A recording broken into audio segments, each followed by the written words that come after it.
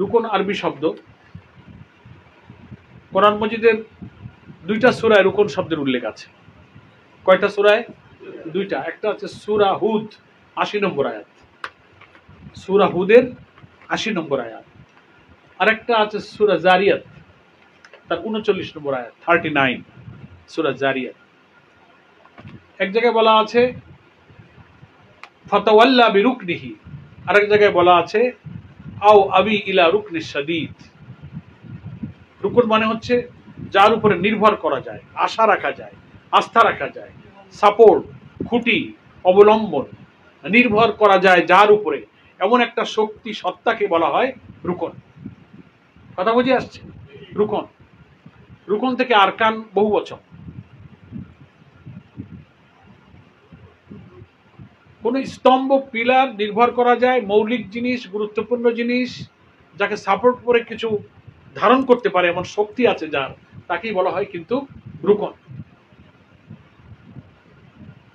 জামাত ইসলামীতে একজন লোক সহযোগী সদস্য হয়ে ফরম পূরণ করে প্রবেশ করার পরে যখন সমর্থক হয়,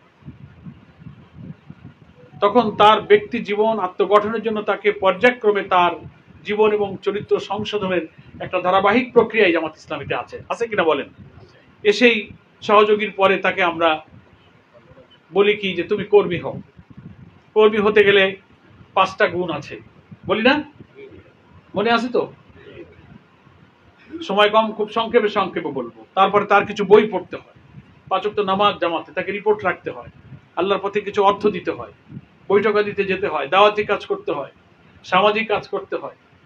হ্যাঁ, এইভাবে পড়াশোনা তার তৎপরতা দিয়ে একটা পর্যায় পর্যন্ত সে যখন নিজেকে একটু অ্যাক্টিভ প্রমাণ করে, তখন সংগঠন তাকে বলে তুমি কর্মী হয়ে গেছে, নাকি বলেন? এই স্তরগুলো তো আমরা সব পার হয়েছি। কর্মী হওয়ার পরে তখন তার জীবন এবং চরিত্র সংশোধনের জন্য আর একটা প্রক্রিয়া শুরু হয়। ঠিক স্কুল, কলেজ, মাদ্রাসায় যেমন এক ক্লাস থেকে আর এক ক্লাস, এক শ্রেণী থেকে আর এক শ্রেণী উঠতে হয়, তার নির্দিষ্ট পড়াশোনা থাকে, সিলেবাস থাকে, পরীক্ষা থাকে। ঠিক জামাত ইসলামী একটা ইনস্টিটিউশন, একটা শিক্ষা প্রতিষ্ঠান। আলহামদুলিল্লাহ, মানুষ তৈরি করার একটা শিক্ষা প্রতিষ্ঠান। আল্লাহ তাআলা যে আমাকে আপনাকে তৈরি করেছেন, আমার সৃষ্টির একটা উদ্দেশ্য আছে, একটা দায়িত্ব দিয়ে আল্লাহ তাআলা আমাকে পাঠিয়েছেন।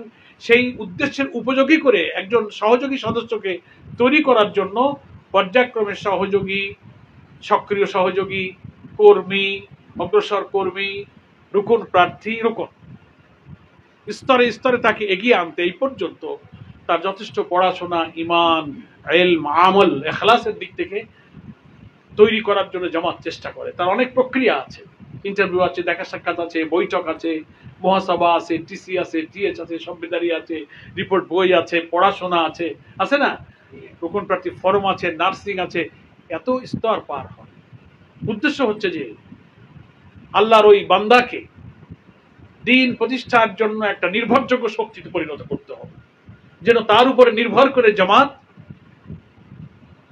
তার বিপ্লবের কর্মসূচি সফল করতে পারে। একটা কঠিন আন্দোলনের সফলতার জন্য যিনি নির্ভরযোগ্য শক্তি হবেন, খুঁটি হবেন, যার উপরে ভর করা যাবে, আস্থা রাখা যাবে, যিনি পালিয়ে যাবেন না, দাঁড়িয়ে থাকবেন, ঝড় আসবে সব চলে যাবে, খুঁটিটা দাঁড়িয়ে থাকবে, এরকম শক্ত নির্ভরযোগ্য শক্তির জন্য একটা চরিত্র লাগে, একটা নৈতিকতা লাগে, একটা আখলাক লাগে, একটা ইখলাস লাগে, একটা খোদাভীতি লাগে।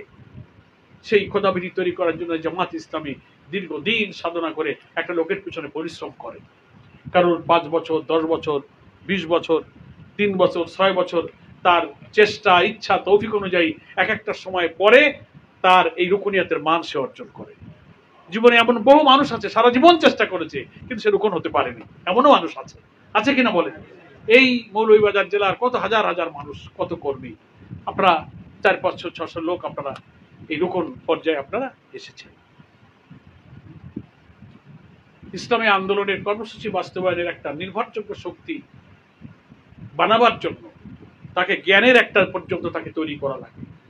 ময়দানে পরীক্ষা দিয়ে তাকে ধৈর্যের পরীক্ষায় আল্লাহর উপরে কতটা তাওয়াক্কুল আছে, দিনের জন্য সে কতটা কোরবানি করতে পারবে, পিতা মাতা, স্ত্রী, সন্তান, বাপ মা, ভাই বোন, ব্যবসা বাণিজ্য, সম্পদের চেয়ে সে আল্লাহকে ভালোবাসতে পারবে কিনা, তার জন্য একটা পরীক্ষা তার উপর দিয়ে চলতে থাকে। এত সব পরীক্ষার পরে যখন একটা মানে উত্থিত হয়, তার জান আর মাল সে যখন অনুভব করে যে জান আর মালের মালিক তো আমি নই, এর আসল মালিক হচ্ছে আল্লাহ, সে কোরআন পড়ে বুঝতে পারে যে আমার একজন মালিক আছে, রব আছে, মাবুদ আছে। আমার জীবন এবং সম্পদ আমি যা দেখতে পাচ্ছি, ভোগ করছি, এর আসল মালিক আমি নই।